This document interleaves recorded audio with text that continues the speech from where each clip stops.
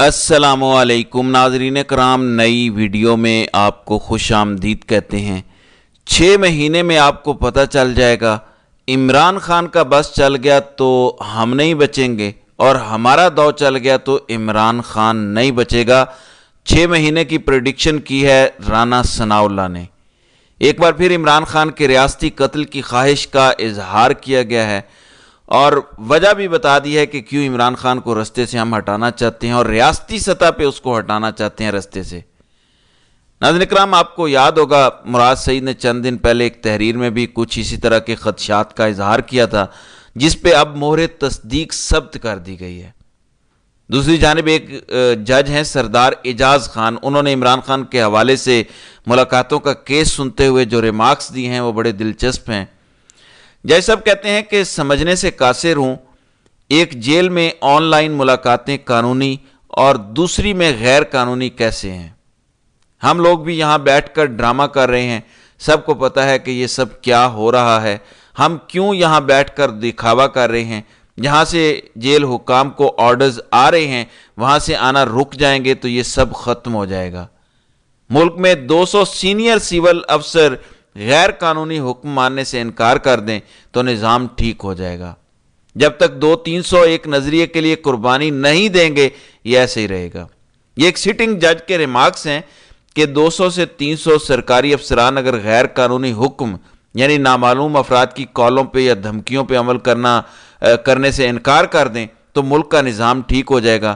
وہیں کھڑے شیر افضل مروت نے جو رپورٹ ہو رہا ہے یہ کہا کہ اگر 200-300 سرکاری افسران کو عدلیہ جیل میں ڈال دے تب بھی نظام ٹھیک ہو جائے گا۔ ظاہر ہے کہ اس کے بعد جج صاحب کے چراغوں میں روشنی گلی ہو جانی تھی، کیونکہ باتیں سب کر لیتے ہیں، بہت بڑی بڑھ کی بھی مار لیں تو ایک بات تو کر لیتے ہیں، لیکن قانون پر عمل درآمد کروانے کی کسی میں ہمت نہیں ہے۔ ناظرین اکرام، اتنا روتھ لیس مارشل لا لگا ہوا ہے پاکستان میں کہ سارے ججز الٹے لیٹے ہوئے ہیں، بیچارے کچھ چی چاں بھی کر دیتے ہیں لیکن کوئی ایسا آرڈر نہیں دیتے جہاں بڑے صاحب ناراض ہو جائیں۔ اتنا روتھ لیس مارشل لا ہے پاکستان میں، بڑے بڑے مارشل لا لگے ہیں، اتنا روتھ لیس، اتنا اتھارٹیرین، لٹرلی سب کو کرش کرنے والا مارشل لا کبھی بھی نہیں لگا۔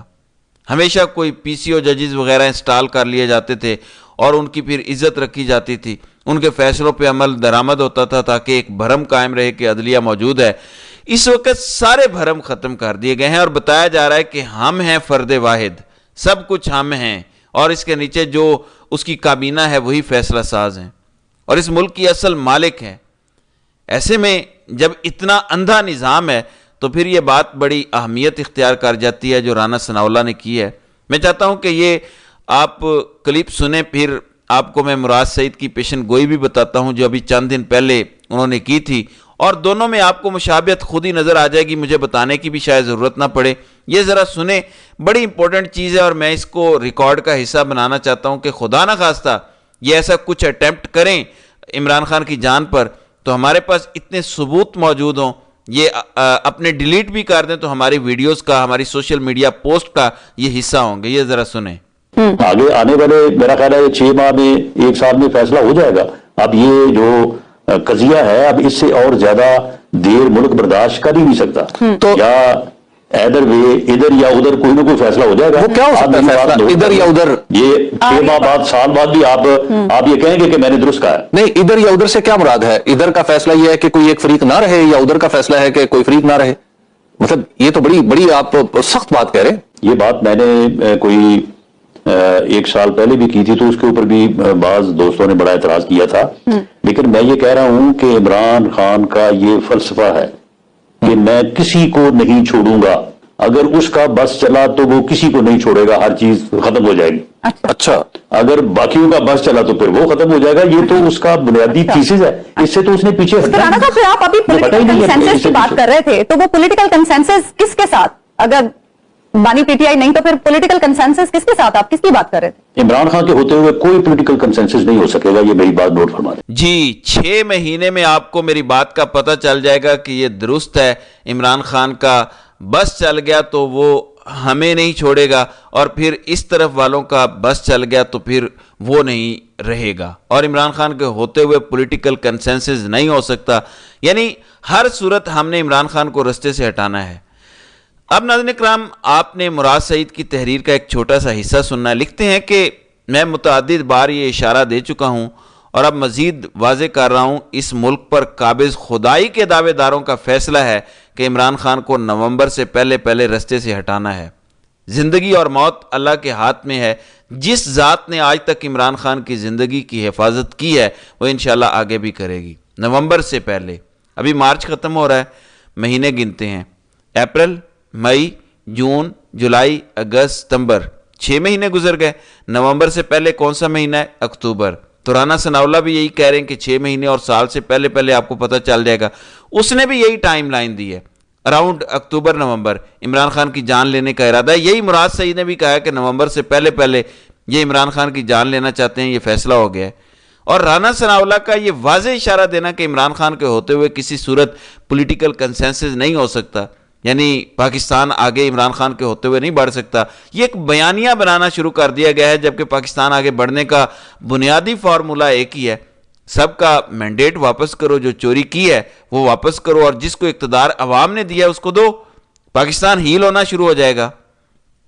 ناظرین کرام، رانا ثناءاللہ نے مزید اس انٹرویو میں اس بات کا بھی اعتراف کیا ہے جو عمران خان نے جیل میں ملاقات کے دوران بات کی تھی میڈیا کے ساتھ. یہ بہت بری طرح پھنس گئے ہیں، اگر یہ بوٹ چھوڑتے ہیں تو یہ کہیں کے نہیں رہیں گے. رانا ثناءاللہ نے بھی اعتراف کیا ہے کہ میں یہ تو نہیں کہوں گا کہ جہاں ہم پھنسے ہیں وہاں سے نکلنا ناممکن ہے، لیکن یہ بہت مشکل ہے جہاں ہم پھنس گئے ہیں، بہت برے پھنسے ہیں. اور اس پھنسنے کی صرف آپ کو ایک نشانی بتا دیتا ہوں. کہا یہ جا رہا ہے کہ IMF کے ساتھ اگلے پروگرام کے لیے جو بات چیت چل رہی ہے اس میں طے ہو رہا ہے کہ جو پیٹرولیم ڈیولپمنٹ لیوی ہے، PDL جسے کہتے ہیں، یہ 100 روپیہ پر لیٹر ہونے جا رہی ہے. 100 روپیہ پر لیٹر صرف PDL آپ سے وصول کرے گا. پیٹرول کی قیمت اپنی جگہ 100 روپے صرف PDL آپ سے وصول کیا جائے گا. سیلز ٹیکس الگ ہوگا. PDL صرف 100 روپے پر لیٹر آپ دے رہے ہیں. یاد رکھیں، عمران خان اپنے دور میں قیمت 150 روپے پر چھوڑ گئے تھے پیٹرول کی. یہ صرف PDL آپ سے 100 روپے وصول کرنے جا رہے ہیں. قیمت کہاں پہ ہوگی یہ آپ خود اندازہ کر لیں. ابھی آپ دیکھیں گے جب امپورٹس کھلیں گی تو روپے کی قدر گرنا شروع ہوگی. IMF کے پروگرام میں کچھ شرائط ہوتی ہیں، اس میں ایک یہ بھی ہوتا ہے کہ یہ نہیں ہوگا کہ آپ اپنی امپورٹس ختم کر دیں گے، آپ اپنے خرچ کم کریں گے اور آپ اپنا ٹیکس بڑھائیں گے. اگر وہ آپ سے کہہ رہے ہیں کہ 5% آپ نے اپنے ٹیکس میں اضافہ کرنا ہے تو آپ یقین کریں کہ لوگوں کا کچومر نکل جائے گا. یہ جو کہہ رہے ہیں کہ ہم پھنس گئے ہیں، یہ اس لیے کہہ رہے ہیں کیونکہ ان کو 2013 سے 18 والی بڑی فرینڈلی حکومت مل گئی تھی. وہ کیوں فرینڈلی ملی تھی؟ ہم امریکہ کی جنگ میں دھن آپریشن کر رہے تھے، ڈرون حملے بھی جاری تھے، ادھر ایران کی امریکہ سے ڈیل ہو گئی تھی، عالمی منڈی میں تیل بھی سستا ہو گیا تھا، عالمی منڈی میں سب سے بہترین وقت 2013 سے 18 کے درمیان تھا، ساری چیزوں کی قیمتیں سٹیبل تھیں. یہ اتنا سٹیبل وقت تھا، موجیں تھیں نون لیگ کی. اب انہیں پتہ چلا ہے کہ نہ عالمی منڈی میں چیزوں کی قیمتیں نیچے آ رہی ہیں، الٹا IMF بھی اپنی سخت ترین شرائط کے ساتھ اپنی تلوار لیے کھڑا ہے. یعنی موجوں والی حکومت نہیں ہے بلکہ کوئلوں پہ لیٹنے والی حکومت ہے اور کوئلوں پہ لوٹنے والی حکومت ہے. ایسے میں نون لیگ نے یہ حکومت صرف اور صرف 2 وجوہات سے لی ہے. ایک یہ کہ ہمارے کیسز ختم ہو گئے ہیں، دوبارہ نہ کھل جائیں اور ہم جیلوں میں نہ پڑے ہوں. دوسرا یہ کہ منصوبہ ساز ناراض ہو گئے تو بات بہت بڑھ سکتی ہے. تو منصوبہ سازوں کو ایک فرنٹ فراہم کرنے کے لیے نون لیگ الٹا لیٹنے والی قربانی دے رہی ہے. یہ ذرا انڈرسٹینڈ کریں. اس ملک کی پیٹھ میں سب سے بڑا خنجر نواز شریف اور شہباز شریف نے گھونپا ہے. دوسرے نمبر پہ یہ خنجر آصف زرداری نے گھونپا ہے. اب دیکھتے ہیں پشاور ہائی کورٹ کیا کرتا ہے، کیونکہ ایک ہائی کورٹ ہے جس سے لوگوں کو کچھ امید ہے. یہ جو فارم ریجیکٹ ہوئے ہیں مراد سعید اور باقی لوگوں کے، پشاور ہائی کورٹ کو کچھ نہ کچھ تو ہوش کرنا چاہیے، ورنہ عوام کا اعتبار تمام اداروں سے پہلے ہی ختم ہو چکا ہے. نہ آپ کے محافظ ادارے ایسے ہیں کہ عوام ان پہ اپنا اب اعتبار کرتے ہیں، نہ عدلیہ ہے جن پر اعتبار عوام کرتی ہے، نہ بیوروکریسی پر کوئی اعتماد کرتا ہے. پولیس تو پہلے ہی کسی گنتی میں نہیں تھی. آخر پاکستانی عوام کی ساری امید چھین لینا جو چاہتے ہیں ان کا اصل گول کیا ہے؟ 2 سے 3 ملین لوگ 2 سال میں پاکستان چھوڑ گئے ہیں، اتنی بڑی ہجرت کی وجہ بھی معلوم نہیں کرنا چاہتے، الٹا گالیاں دے رہے ہیں اوورسیز پاکستانیوں کو، الٹا اس ملک کا سپہ سالار کھڑا ہو کر کہتا ہے کہ اگر آپ اس ملک کو چھوڑ گئے ہیں تو پھر دوبارہ مڑ کر نہ دیکھیے گا۔ یہ ان کی سوچ ہے کہ جو اپنا مستقبل بنانے کے لیے باہر جائے اس کے ساتھ یہ کریں گے۔ جب آپ ادارے تباہ کر دیں، انصاف نہ دیں، تعلیم نہ دیں، صحت نہ دیں اور لوگوں کو کہیں کہ تم قید میں رہو اور باہر گئے تو پھر تمہارا کوئی تعلق نہیں ہے اس ملک سے، یہ ایروگنس والی سوچ ہے۔ اس ٹائم جو پاکستان میں پائی جا رہی ہے، اس سوچ نے پاکستان کو تباہی کے دہانے پر لا کھڑا کیا ہے۔ اس سوچ کو تبدیل کرنا ہے، لوگوں کو یہ بتانا ہے کہ آپ نے آئین اور قانون کے نیچے رہ کر کام کرنا ہے۔ اسے اوپر جائیں گے تو پاکستان صرف تباہی کے راستے پر جائے گا، خوشحالی اور ترقی کے راستے پر نہیں چلے گا۔ یہی وجہ ہے کہ ملک اس وقت برے طریقے سے ایک گرداب میں پھنس گیا ہے اور اس بھنور سے نکلنے کے لیے انصاف پرووائڈ کرنا ضروری ہو چکا ہے۔ تو ناظرین کرام، آپ کی اس ویڈیو کے حوالے سے کیا رائے ہے؟ آپ اپنی رائے کا اظہار کامنٹ سیکشن میں ضرور کیجیے گا۔